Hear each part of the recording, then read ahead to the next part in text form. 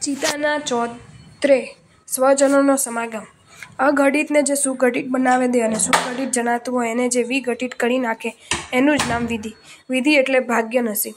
વિધિના વિધાનો અજબ ગજબના અને અકળ વિકળ હોય છે. વિધિ કદીક એવા ચિત્ર વિચિત્ર ખેલ ખેલતી હોય છે કે દુઃખાંતક જણાતું ચિત્ર કદીક એકાએક સુખમય બની જાય અને કદીક સુખમય ચિત્રને એકાએક જ દુઃખમયતા ઘેરી વળે.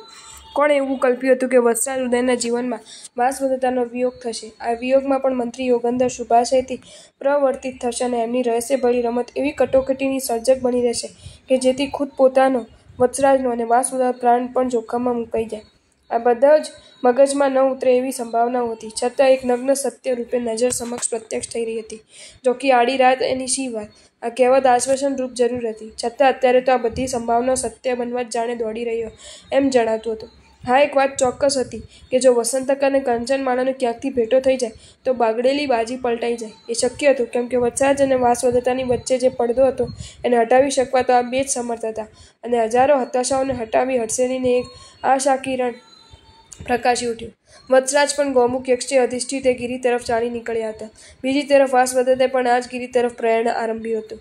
કોઈ કટોકટી ઊભી થાય તો મળવાનો સંકેત રૂપે નિશ્ચિત ઠરાવેલા સ્થાને વત્સરાજ અને વાસવદત્તાને અંધારામાં રાખીને વસંતક અને કાંચનમેલા ભેગા થઈ ગયા. અધ્ધર શ્વાસે કાંચનમાલાએ વસંતકને કહ્યું કે અણધારી કટોકટી ઊભી થઈ છે અને દેવી વાસવદત્તા આત્મવિલોપન કરવા એ ગિરિ તરફ પ્રયાણ કરી ચૂકી છે. દેવીને દુઃખ એ વાતનું છે કે યોગેન્દ્રે વિશ્વાસઘાત કરીને પોતાને શોક્ય શાકના ખાડામાં પટકી દીધી છે અને દેવના દિલમાં પદ્માવતીએ એ રીતનું સ્થાન પ્રાપ્ત કર્યું છે જેમાં પોતાને પ્રવેશ જ મળી ન શકે. એથી યોગેન્દ્રની એક વાત પણ સ્વીકારવા હવે દેવી તૈયાર ન હોવાથી દેવીને સાથે યોગેન્દ્રે પણ આત્મવિલોપનના માર્ગ અખત્યાર કરવાની તૈયારી કરી લીધી છે. આવા કટોકટી તો જ ઉકલાઈ જાય જો વત્સરાજ એકવાર દેવીને દર્શન દઈ જાય તો ભ્રમણાની ભીતને પડી ભાંગતા પલનીએ વાર ન લાગે. કાંચનમાલાની આ વાત સાંભળીને વસંતકે કાંચનમાલાને કહ્યું, દેવના જીવનમાં પણ આવી જ કટોકટી સર્જાય છે. વત્સરાજ પણ આત્મવિલોપન કરવા એ ગિરિમાર્ગે પ્રયાણ કરી ચૂક્યા છે. એમને દુઃખ એ વાતનું છે કે વાસવદત્તાના કશા જ સમાચાર નથી અને વાસવદત્તાનું પોતાના હૈયામાં જે અમિટ સ્થાનમાન છે એ પદ્માવતીને માટે અસહ્ય બન્યું હોવાથી પદ્માવતી પણ અપ્રસન્ન બની છે. આવી પરિસ્થિતિ અસહ્ય બનતા સ્વામી આત્મવિલોપનના માર્ગ લેવા તૈયાર થયા છે. આમ બંને તરફ એક સરખી જ કટોકટી ઊભી થઈ છે. એથી અત્યારે તો સમજાવટનો માર્ગ લેવાનો કોઈ જ અર્થ જણાતો નથી. પણ દેવી વાસવદત્તા જો થોડી વિલંબિત થાય તેમજ દેવયોગી એ ગિરિશિખરે જો દેવ અને દેવીનો ભેટો થઈ જાય તો કદાચ આખી બાજી પલટાઈ જાય. માટે તમે કોઈ પણ હિસાબે આત્મવિલોપનનો માર્ગ સ્વીકારવામાં દેવીને વિલંબ થાય એવી ગોઠવણ કરો. જો ભાગ્ય જાગતું હશે તો બાજી સુધરી જશે. બાકી હાલનું દુર્ભાગ્ય તો બંનેને સર્વનાશ તરફ ઝંઝાવાતી ઝડપે દોડાવી જ રહ્યું છે, જેના મુખ સાક્ષી બનવા સિવાય બીજો કોઈ ઉપાય પણ જણાતો નથી. વસંતકને કાંચનમાલા તરે હેતરહેના વિચારોની વ્યગ્રતા સાથે છૂટા પડ્યા. વાસવદત્તા ગિરિમાર્ગે ચાલી નીકળી હતી. કાંચનમાલા છુપી રીતે છૂટી પડી હતી. એ મુજબ છુપી રીતે પાછી વાસવદત્તાની સાથે જોડાઈ ગઈ. એ જે માર્ગે જઈ રહી હતી એ મૃત્યુ માર્ગ જ એવો હતો કે જેમાં વિનોદી વાર્તાલાપ કે ટોલ ટપ્પાને જરાય અવકાશ જ ન હોય. એથી ગમગીની ભર્યા મૌનપૂર્વક સૌ આગળ વધી રહ્યા. જ્યાં પેલો ગિરિ પ્રદેશ આવ્યો ત્યાં જ કાલ વિલંબ કરાવવા કાંચનમાલાએ દેવીને કહ્યું, સ્વામીની સામે દેખાય છે એ ગિરિની ટોચે ભગવાન શ્રી યુગાદિનાથનું મંદિર આવેલું છે. વિચરતા પ્રભુ આ ગિરિ પર પધાર્યા હોવાની જનશ્રુતિ તદ્દન સાચી છે. વિદ્યાધરો આ ભૂમિ પર સાધના કરીને સિદ્ધિ મેળવતા હોય છે. વળી સ્વામી વત્સરાજે પણ અહીં ઠીક સાધના કરી છે. માટે આપણે યુગાદિનાથના દર્શન તો કરવા જ જોઈએ. વાસવદત્તા હવે મોતને વરવા અધીરી બની હતી, પણ સખીની છેલ્લી આ વિનંતીને અમાન્ય કરતા એનો જીવ ના માન્યો. એથી એણે સખીની વિનંતી સ્વીકારી લીધી. થોડાક જ પગથિયાં વટાવીને સૌ મંદિરના પ્રાંગણમાં જઈ ઊભા. જીવનું પ્રેરક અને એવું મંદિરનું વાતાવરણ હતું, પરંતુ મરવાનો નિશ્ચય કરી બેઠેલા વાસવદત્તા યુગેન્દ્ર પર એ વાતાવરણની કોઈ અસર ન થાય એ પણ કોઈ આશ્ચર્યજનક બાબત ન હતી. એથી એઓ દર્શન કરીને ગિરિને નીચે ઉતરી ગયા. ગિરિ તલેટીનો એ પ્રદેશ વાસવદત્તાને આત્મવિલોપન માટે ખૂબ જ ગમી ગયો. વાસવદત્તાએ મંત્રી યોગેન્દ્રને કહ્યું, અમાત્ય, મળતા પણ મન પ્રસન્નતા પામી શકાય એવી આ ભૂમિ અગ્નિ છૈયા માટે યોગ્ય જણાય છે. માટે હવે અહીં અગ્નિષ્ઠિતા રચાવો. યુગાદિનાથના દર્શન થાય. સ્વામિનાથની સાધના ભૂમિની સ્પર્શના થઈ. પરમાભાવમાં પણ આ સ્વામિનાથની પ્રાપ્તિ માટેની પ્રાર્થના કરતા હૈયું ગદગદ બની જવા પામ્યું. બસ હવે મૃત્યુને માનતા પણ મોજનો અનુભવ થશે.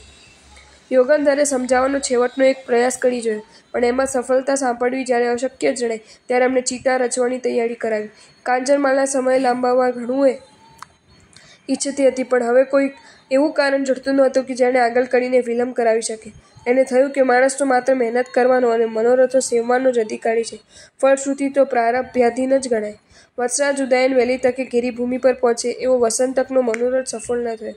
વત્સરાજને ગિરિભૂમિ પર આવતા થોડો વિલંબ થયો હોવાથી વસંતક એમ જ ઈચ્છતો કે હવે ત્વરાપૂર્વક શ્રી યુગાનીનાથ અને ગૌમુખ યક્ષના દર્શન કરીને વત્સરાજ બહાર આવી જાય તો સારું. એની આ ઈચ્છા જરૂર સફળ થઈ અને વત્સરાજ અવિલંબે બહાર આવ્યા. એમણે તરત જ આજ્ઞા કરી કે વસંતક આ જ સાધના ભૂમિ પર અહીં ને અહીં એક ચિતા રચા, જેથી આ સાધના ભૂમિ પર જ પ્રસન્નતાથી મોતને ભેટી શકું. વસંતકે આજુબાજુ નજર કરી લીધી હતી અને એ પણ જોઈ લીધું હતું કે તળેટીના ભાગમાં કોઈ ચિતા જળી ઉઠવાની તૈયારીમાં જ છે. નીચે વાસુદત્તાની ચિતા તૈયાર થઈ રહી હશે. સ્વામીને અવિલંબે ત્યાં પહોંચાડવાની ધારણાથી વસંતકે કહ્યું, હું આપનો વફાદાર મિત્ર છું, એથી સુખમાં સુખની સમૃદ્ધિ ઉમેરવાની મારી ફરજ છે, પણ આપણા દુઃખમાં દુઃખની વૃદ્ધિ તો મારાથી કેમ કરી શકાય? એથી બીજી કોઈ આજ્ઞા હોય તો ફરમાવો. ચિત્તા તૈયાર કરતા તો મારો જીવ કઈ રીતે ચાલે? વસંતકની આ વાત સાંભળી વત્સરાજને થઈ આવી કે જીવન જીવવું એ જ કોઈ દોડલું નથી, મરવું પણ એટલું દોડ્યું છે. પણ મૃત્યુને ભેટવાની તાળાવેલી હવે પલની પ્રતીક્ષા કરવા તૈયાર ન હતી. એથી વત્સરાજે ચોમેર અવલોકન કરવા માંડ્યું. ત્યાં જ ગિરિના તળેટી પ્રદેશમાં કોઈ અગ્નિચિતા તૈયાર થતી હોય એવું જણાતા વત્સરાજ ખુશ થઈ ઉઠ્યા. એમણે વસંતકને કહ્યું, તું ચિતા ભલે ના પેટાવે, પણ મને ચિતા સુધી વળાવવા તો આવીશ ને? મારું ભાગ્ય હજી જગતું જ છે. જો નીચે ચિતા તૈયાર થઈ રહી છે, મને લાગે છે કે વિધાતાએ મારા માટે જ આ અનુકૂળતા કરી આપી છે. વત્સરાજ તરત જ ગિરિશિખર પરથી નીચે ઉતરી આવ્યા. જ્યાં ચિતા સળગી રહી હતી ત્યાં તેઓ જઈ પહોંચ્યા. એમને જોયું તો તળેટીમાં ચિતા જળી હતી અને આખો એ પ્રદેશ ધુમાડેથી એટલો બધો વ્યોપ્ત થઈ ગયો હતો કે એકબીજાની નજીક હોય તો આંખથી જોઈ શકવા અસમર્થ હતા. વાસવદત્તા માટે જલવાયેલી ચિતામાં ભીના લાકડા ગોઠવાયા હતા. એથી એટલો બધો ધુમાડો ચોમેર ચોવાઈ ગયો હતો કે એકબીજાને જોઈ શકે એવી સ્થિતિ જ રહી નહોતી. આવા ધ્રુમાંધકાર ભર્યા વાતાવરણમાં વાસવદત્તા અને યુગંધરે ચિતામાં ઝંપલાવવાની વિધિ કરતા પૂર્વે ચિતાને પ્રદક્ષિણા દેવાનો પ્રારંભ કર્યો. ત્યાં જ વાસવદત્તાની આગળ વત્સરાજ ગોઠવાઈ જઈને પ્રદક્ષિણા ફરવા માંડ્યા. ધુમાડાથી ભીડાઈ ગયેલી આંખો હોવાથી પોતાની પાછળ જ પ્રદક્ષિણા ફરી રહેલ વાસવદત્તા અને યુગંધરને એઓ જોઈ જ ન શક્યા. વાસવદત્તાએ પોતાની આગળ ચાલતા એક પુરુષને પકડી પાડીને યુગંધરને કહ્યું, આ પુરુષ વળી અહીં ક્યાંથી ટપકી પડ્યો? પહેલાં આને દૂર કરો, પછી આપણે પ્રદક્ષિણા ફરીએ. આપણે તો કોઈથી અણસ્પર્શીય અગ્નિમાં પ્રવેશ કરવો છે, માટે અગ્નિને આ પુરુષ અપવિત્ર બનાવે એ પૂર્વે જ એને દૂર ધકેલી દો. યુગંધરને પણ વાસવદત્તાની આ વાત વાજબી જણાતા એમણે એ પુરુષને એટલે કે વત્સરાજ ઉદયનને દૂર હડસેલતા કહ્યું, મારી આ પુત્રી પતિ વિયોગ અસહ્ય થતાં બળી મરવા તૈયાર થઈ છે. એથી મેં પણ અગ્નિસ્નાનનો નિર્ણય લીધો છે, માટે અમારા નિર્ણયમાં તું બાધક ના બન. તું પણ કોઈ દુખિયાળી જીવ લાગે છે, પણ તું આમ અમારે વચ્ચે ના આવ. તારે પણ જો મરવું જ હોય તો તું બીજો કોઈ રસ્તો લઈ શકે છે. વત્સરાજ ન તો પોતાની પાછળ ચાલતી વાસવદત્તાને ઓળખી શક્યો, ન તો યુગંધર વત્સરાજને કે વત્સરાજ યુગંધરને પીછાણી શક્યા. એથી ચિતાને પ્રદક્ષિણા આપવાનું માંડી વાળીને બીજી કોઈ રીતે આત્મહત્યારા બનવાનું નક્કી કરીને વત્સરાજે નિસાસો નાખ્યો, ખરેખર હું કેટલી બધું દુર્ભાગી છું કે મને માંગ્યું મોત પણ મળતું નથી. ચિતા રચવાની ના પાડીને વસંતકે મારું મોત દૂર ઠેલ્યું. અહીં આવી તો અહીંથી પણ જાકારો મળી રહ્યો છે. મારા જેવો અભાવિકો બીજો કોણ હશે? આમ પોતાના કપાળને કૂટતા વત્સરાજે અન્યત્ર જવા દોટ મૂકી. ત્યાં જ વસંતકે એમને જાળી લઈને કહ્યું, આપ ભલે મોતને મળવા થણગણતા હો, પણ મોત આપણને મળવા માંગતું નથી. શું આપ આપણી પાછળ પાછળ પ્રદક્ષિણા ફરતી વાસવદત્તાને પણ ઓળખી ના શક્યા? આપણી સાથે આટલી સ્પષ્ટ વાત કરનારા યુગંધરને પણ આપ પીછાણી ન શક્યા? ઓહ, કેટલો બધો વિપર્યાસ! આપ જ વાસવદત્તા પાછળ મોતને ભેટવા તૈયાર છો. એવું નથી, વાસવદત્તા પણ આપણી ખાતર આ ચિતામાં કૂદી પડવા તૈયાર થઈ છે. એથી યુગંધરે પણ આત્મવિલોપનનો નિર્ણય લીધો છે. ઓહ, કેવો આ યુગાનુયોગ! મરવા માટે એકઠો થયેલો મેળો હવે તો નવજીવનનો ઉત્સવ મેળો બની રહેશે એમ લાગે છે. વસંતકની આ વાત સાંભળી વત્સરાજ તો ગાંડઘેલા બની ગયા. કાંચા મેળાએ પણ જ્યારે આ જ વાતને સમર્થન આપ્યું ત્યારે વાસવદત્તા યુગંધરની આંખ જાણે આશ્ચર્યથી પહોળી બની ગઈ. સૌની આંખોમાંથી હર્ષાશ્રુની મુશળધારા વહી નીકળી. એ ધારાએ એ ચિતાને ક્ષણવારમાં ઠારી દીધી અને ચિતાનો ચોતરો જાણે સ્ત્રીઓનો સંગમ માટેનો મંડપ બની રહ્યો. એ મંડપ તળે એકઠા થયેલા વત્સરાજ ઉદયન, વાસવદત્તા, મંત્રી યુગંધર અને વસંતક, કાંચનમાળા આદિ સૌ અચાનક જ પલટાઈ ગયેલી બાજીને આશ્ચર્ય અને અનુભાવથી ભરી નજરે નિહાળી રહ્યા. સૌના મુખ પર મૌન છવાયું હતું, પણ એ મૌન જ જાણે અંતરનો વાર્તાલાપ બની રહ્યું હતું. શું બોલવું, શું ન બોલવું, આ અંગે સૌ કોઈ જાણે મૂઢ બનીને એકબીજાના મોં નિહાળી રહ્યા. ત્યાં તો વસંતકને કાંચનમાળા આગળ આવ્યા. વસંતકે વત્સરાજને કહ્યું, રાજન, આપ વાસવદત્તા ખાતર મોતને વાળું કરવા માંગતા હતા, તો આ વાસવદત્તાએ પણ આપણા જેવો જ નિર્ણય લઈ લીધો હતો. કાંચનમાળાએ વાસવદત્તાને કહ્યું, દેવી, આ એ જ વત્સરાજ છે જેની પરબ્રહ્મ પ્રાપ્તિ થાય માટે આપ અગ્નિને સમર્પિત થઈ જવા તૈયાર થયા હતા. આ વાત ચાલતી હતી એટલામાં તો ત્યાં પદ્માવતી અને મહાબાહુ સુદર્શન વગેરે પરિવાર આવી પહોંચ્યો. એમને ક્યાંકથી અગ્નિસ્નાનના સમાચાર મળતા એ બધા એકી સાથે આવી પહોંચ્યા હતા.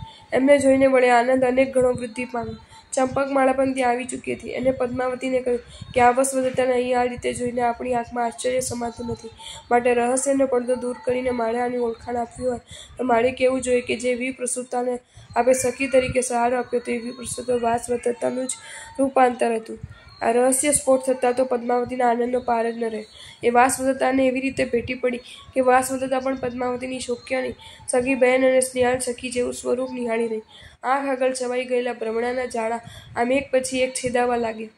આ પછી નજર સમક્ષ જે દુનિયા દર્શન થવા માંડ્યું એ કોઈ અદ્ભુત અને અજોડ હતું. એ દર્શન સૌની આંખમાં અમૃતનું અંજન બન્યું.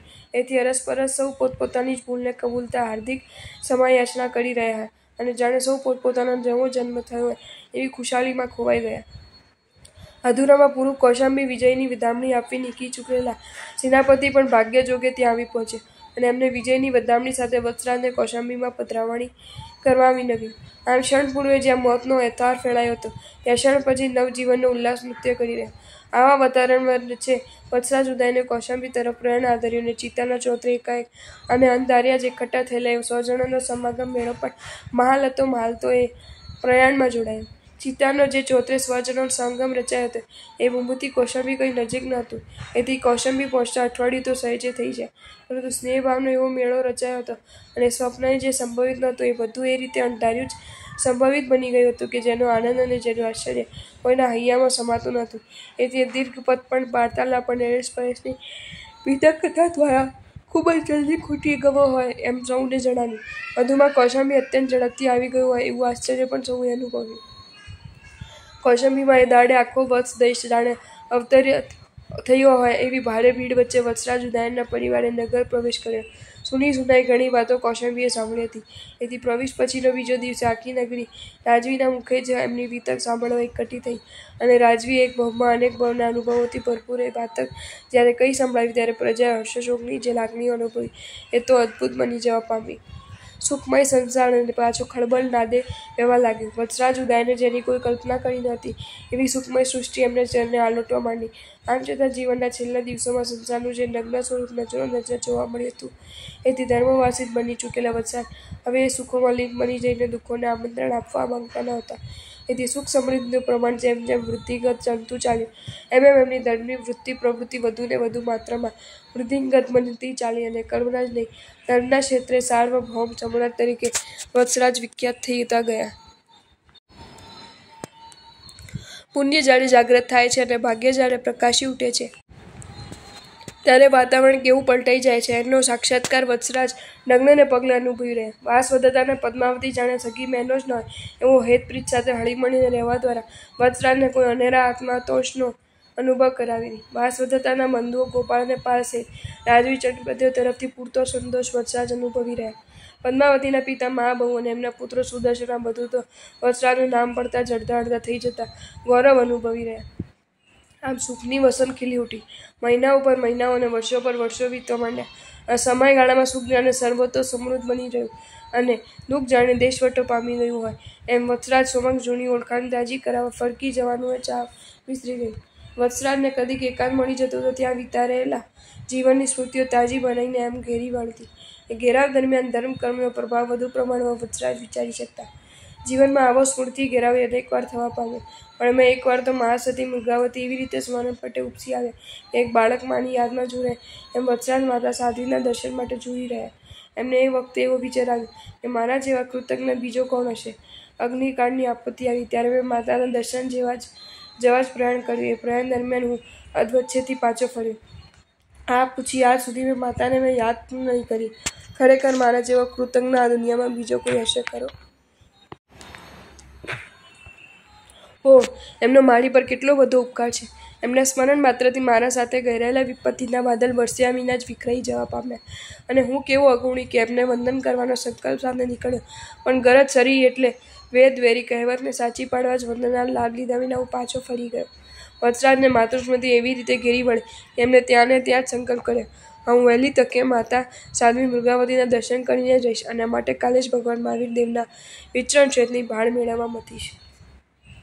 વત્સરાજે પોતાની આ સંકલ્પની વાત જ્યારે વાસવદત્તા અને પદ્માવતી સમક્ષ ખુલ્લી કરી ત્યારે સંકલ્પને કોઈ નવું જ બળ મળ્યું અને એ સંકલ્પદીપ જાણે નવી ઘીની આહુતિ દ્વારા વધુ પ્રજ્વલિત બનીને પ્રકાશી ઉઠ્યો.